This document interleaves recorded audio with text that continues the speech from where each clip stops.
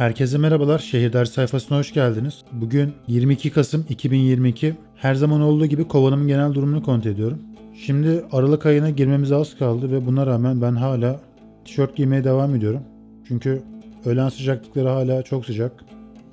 Sabahları ve akşamları ciddi şekilde soğuk.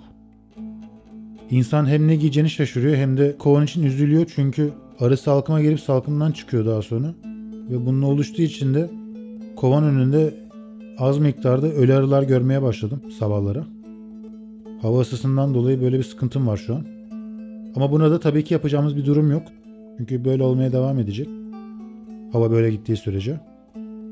Şimdi yarım şerbetliği kovandan çıkartırken ağırlığı ciddi bir şekilde arttığını hissettim ve videoda göreceğiniz gibi yarım şerbetliğinin altı bu şerbet değil nektar dolmuş.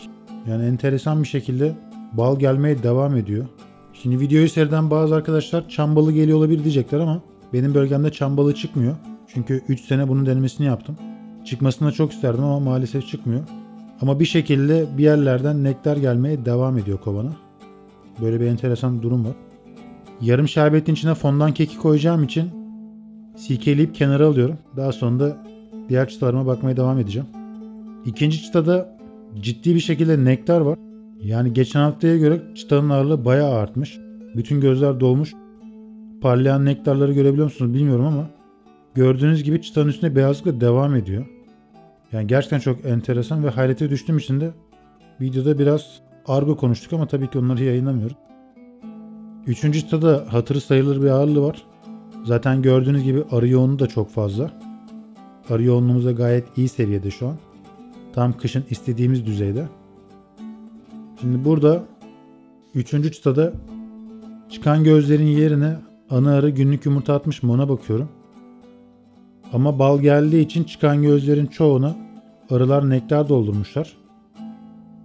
Yakından göstereceğim ama arı yoğunluğundan dolayı büyük ihtimal kapalı yavrulu çıkan gözleri büyük ihtimal göremeyeceksiniz.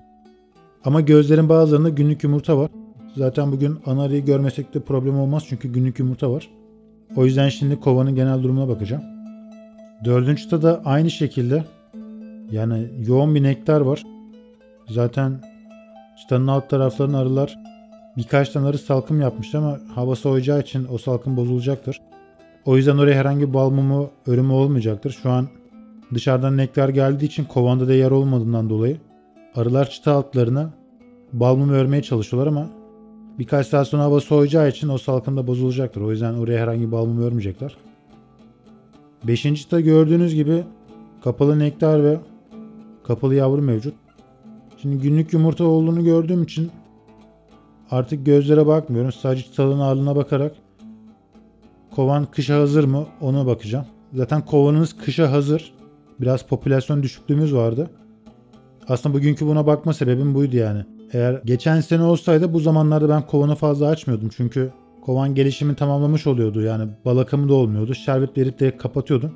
Ama şu an bal akımı devam ettiği için sırlanmamış bal var mı ona bakıyorum ve popülasyon yoğunluğuna bakıyorum. Son çıtalara doğru ilerlerken de ağırlıklar artmaya devam ediyor. Çünkü son çıtaların bazılarında nektar yoktu. Sadece yarıya kadar nektarlar vardı. Ama şu an öyle bir problem yok. Çıtalar gayet dolmuş, bazıları da sırlanmış. 7. çıtada ön tarafı komple sırlanmış.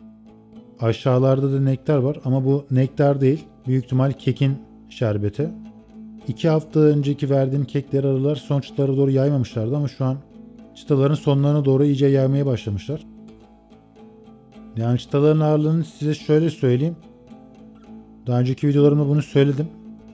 Şu an ilkbahar olsaydı bu kovan hasat yapılabilecek seviyede şu an. Öyle bir nektar var. Yani gerçekten çok enteresan. Bu nektar nereden geliyor bilmiyorum. Ve bu ayda hala sarıcı eşek arıları da geliyor enteresan bir şekilde. Çok fazla olmasa da tek tük geliyor. Ama dediğim gibi popülasyon çok fazla olduğu için bu herhangi bir sorun yaratmıyor. 9. çıtanın ağırlığı da ciddi bir şekilde artmış. Zaten gördüğünüz gibi arı yoğunluğu da fazla olduğu için arılar dökülüyor biraz. Yani kovanda gerçekten yoğun bir nektar var. Şimdi videoda göreceksiniz. Çıtanın ağırlığı çok fazla artmış. Şimdi videoyu seyreden arkadaşlar bunun iyi bir şey olduğunu düşünecekler ama bu iyi bir şey değil. Çünkü iklim değişiyor.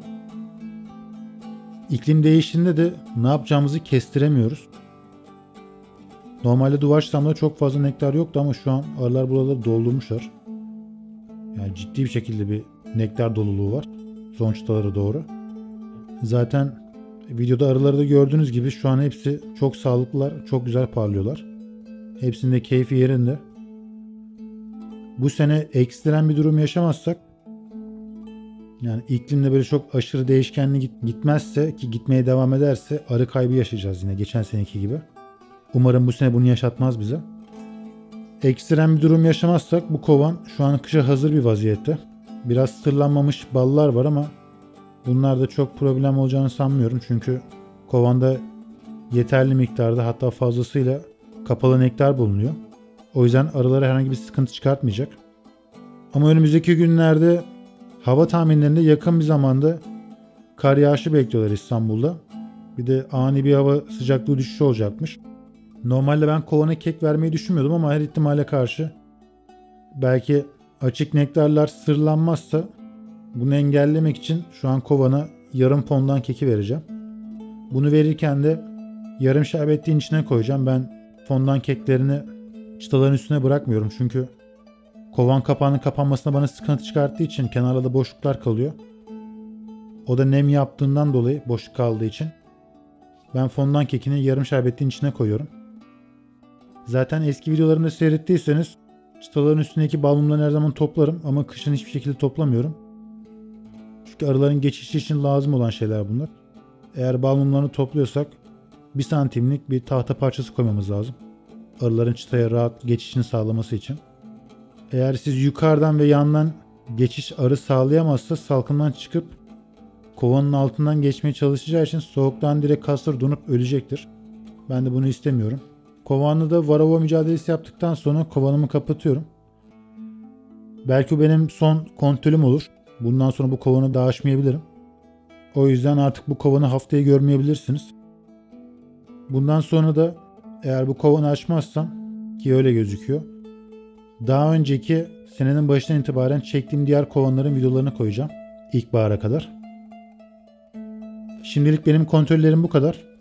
Haftaya tekrardan görüşmek üzere. Beni seyrettiğiniz için teşekkür ederim.